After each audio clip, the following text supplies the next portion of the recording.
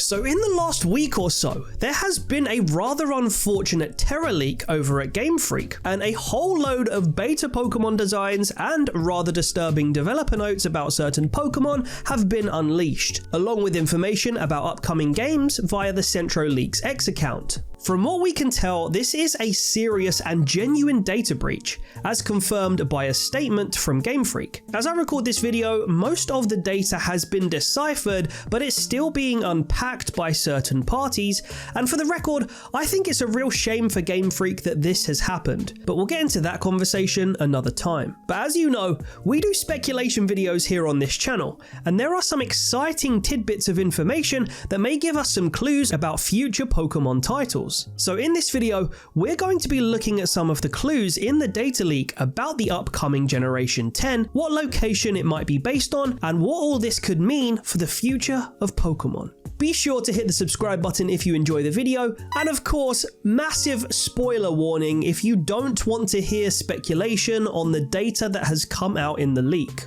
Luckily, the spoilers in terms of future games are on a much smaller scale compared to what's come out about old games, but all in all, there's still some very cool stuff to unpack. I'm going to do a separate video covering the Legends ZA information included in the leak and what the implications are for that game. There are a few really interesting points that I'm very excited to discuss, but in today's video, let's discuss the next generation titles in the main series of Pokemon games, Gen 10. Apparently, the codename for Gen 10 is Pokemon Gaia, and it will be based on the Greek Isles. This was deciphered thanks to two game files called Gaia K and Gaia N, alleged to be two playable versions of Gen 10. The working assumption is that K stands for Kaze, meaning wind, and N stands for Nami, meaning wave. Gaia itself is a Greek word referring to a primordial goddess that personifies the Earth itself, the root source of life on the planet as we know it. So it would make a lot of sense that the Gen 10 codename reveals that the games will indeed be based on the Greek Isles. Infamous Pokemon leaker Riddler Ku, who has previously got many details of previous games correct before they came out, has endorsed this theory, saying he loves it, which doesn't necessarily confirm it to be true, but certainly draws attention to it. Ku himself has provided some hints about Gen 10, which we'll touch on later. However, before we move on with this assumption, we have to scrutinize it. I definitely feel we need to push back on this conclusion of Greece that a lot of people seem to be going along with, as there is some information and past context that I've not seen a lot of people factor in yet. The codename for Scarlet and Violet was Titan. Titan is also a Greek originating word, which refers to a race of ancient godlike beings. Something which in the end had very little to do with Scarlet and Violet, a region based on Spain and Portugal, where the main legendaries were a terrestrializing world turtle and a behemoth Pokemon motorcycle lizard from either the past or future. The codename for Let's Go was Beluga, which is a Russian originating word meaning white, or in English of course referring to a species of whale. And again, that really has nothing to do with Kanto or Let's Go. So are we perhaps being too literal when it comes to presuming that Gaia as a codename literally means the region will be based on Greece? The assumptions, to me at least, all feel very on the nose so far, and are ignoring the pattern of the past codenames. Plus, they seem heavily based on the tweets by Centro and Ku. We know that whoever runs the Centro page is a very excitable and trigger-happy individual who presents themselves as a leaker. We know they often are willing to run with speculation, and in the past they have incorrectly presented information as fact, and so they're usually a bit more careful these days after past mishaps. And even they haven't explicitly said that Gen 10 will be Greece. But drawing attention to the theory definitely helps shape the mindset of the online Pokemon community. At the same time, it must be said that Centro does seem to have plenty of legitimate information from the leak this time around. But let's not forget that the personality of the person or people running that account is, let's say, not always overly cautious. And as such, it's crucial to realize here that they are merely drawing attention to Ku's hint and general speculation, and not confirming Greece. But interestingly, people largely seem to be convinced and running with the Greek theory. Now, understandably, there are a couple of other pieces of information which might still suggest Greece. The Terra leak itself apparently confirmed that Gen 10 will take place in an archipelago. typically meaning a chain of islands or a sea containing many islands. Later, Riddler Coup gave 3 clues about Gen 10. One clue stating too much water, another focusing on a screenshot of a Game Freak meeting note where an employee said that the plan after Gen 9 is to focus on an island setting, perhaps with the word Titan highlighted. And thirdly, a praying emoji, followed up with a tweet saying that people in the replies got the location correct. Now you can go and look at the replies yourself, as there are many different guesses, but the main ones I've seen besides Greece include India, Italy, Australia, and then Gen 2 or 5 remakes. Now, the too much water hint is obviously a reference to the infamous IGN review of the Gen 3 remakes Oras set in the Hoenn region. But also, Coup does perhaps appear to be reaffirming that Gen 10 could be an island setting. At the very least, Coup is not denying the noise from elsewhere about Greece, though I don't necessarily think he would, even if he knew it was false. And to be literal,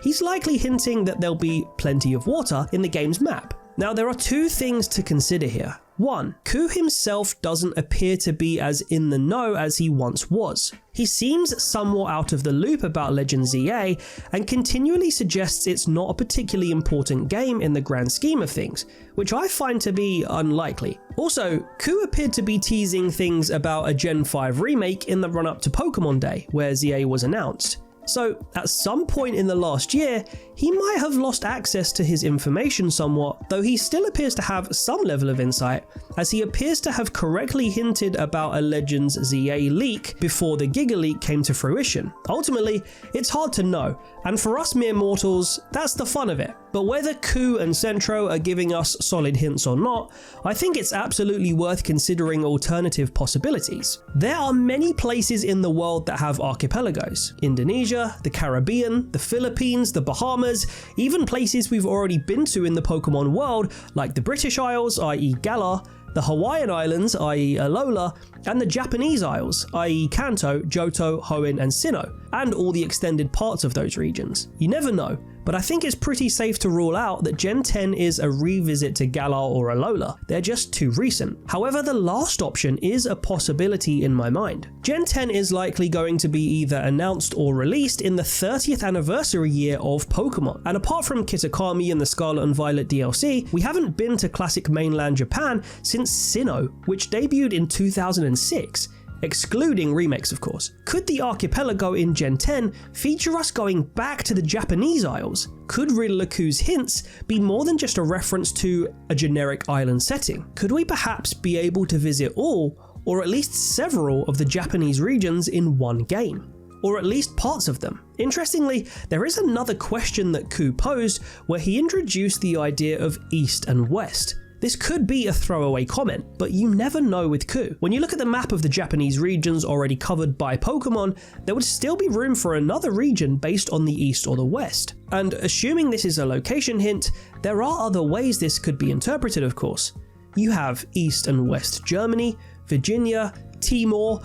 There are so many areas in the world that are or have been divided in this way. Or of course, he could have just been posing a question about which part of the world map the location might be in. Alternatively, we've speculated on this channel in recent months that Kanto and Johto are likely to get a combined game around the 30th anniversary, where they would get the 3D upscaling treatment like when handheld tile-based Sinnoh was reimagined into the historical Hisui region on the Switch. Now, Kanto and Johto are on the east and west of the Gen 2 map, and Johto is overdue some attention. Johto and Kanto together could be an amazing throwback for the 30th anniversary, and maybe in a different time period could be the location of Gen 10. Perhaps then it could also include Hoenn and or the Sevi Islands. Something like this could be an amazing way for the Pokemon Company to tick a lot of boxes.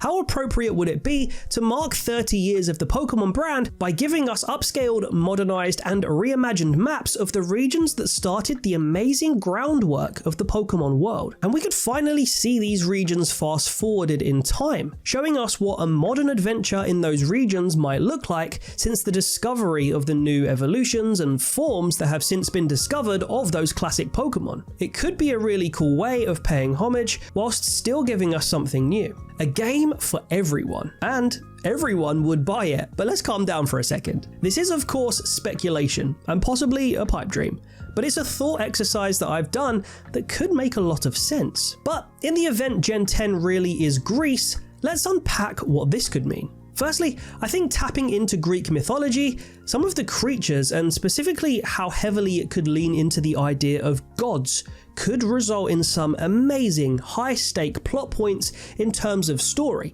And beyond that, some amazing Pokémon designs. Would the gods be legendary Pokémon? Or perhaps would the humans in the game be the gods? It's a very intriguing concept with a lot of possibilities. My initial thoughts about the location itself are mixed. In terms of environment, weather and atmosphere, if it's really Greece, I'm a little bit disappointed.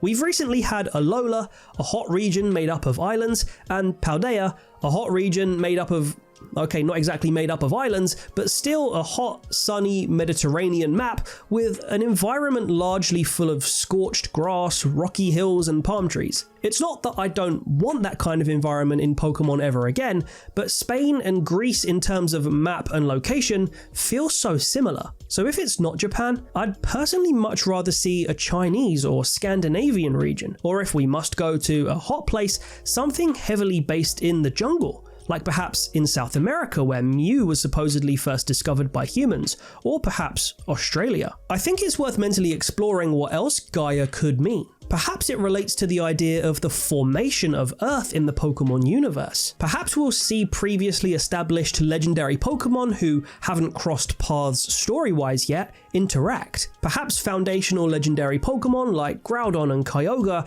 have a relationship with Dialga and Palkia, for example, and so on, as outlined by some of the developer notes by Masuda himself. Perhaps then, these games could give us another layer to that story, and maybe add a new Pokemon to the mix. Perhaps we could be put in a position where we have to defend the Earth in our reality by dealing with threats from other planets or interdimensional threats from other Earths in other realities, where perhaps their legendary Pokemon are different Ultra Beast-like counterparts to ours. Perhaps this could explain some of the Paradox Pokemon. The possibilities really are endless. Pokemon aesthetically is at its very best when it pushes the boundaries of creativity. In the past, taking that classic 90s neo-Japanese fantasy vibe and making amazing locations and coliseums epitomized in places like the incredible theme park setting of Pokemon Battle Revolution, Poketopia, where there's a vibrant and futuristic feel with a diverse range of weather and environments grounded in Japanese fictional art. And even the more traditionally Japanese-inspired cities and towns from the first 4 generations like Goldenrod, Celadon, Slateport and Hearthome to name a few, feel like something we haven't had in a long while that again could be a brilliant route to go down for such a reflective and poignant time, being the 30th anniversary, happening of course in 2026. So whether it's the brand new generation or the remake era of Gen 10, I do think at the very least we'll get to visit some of those old Japanese regions in some form. So a brand new region based on a different place entirely could be interesting. I do think repeating the same kind of aesthetic we then have seen in 3 out of 4 of the last regions would be a bit of a shame, but with the new hardware of the Nintendo Switch successor, which, by the way, the TerraLeak has confirmed is codenamed Ounce, we could see some amazing ancient Greek aesthetics, and hopefully a fantastic new Pokemon region to explore. But what do you guys think? Are you convinced of the Gen 10 Greece theory? And if so, how do you feel about it? Would you want Gen 10 to pay homage to Japan, or would you prefer to see something completely different? Let me know all of your thoughts down below, and until next time, love you gang.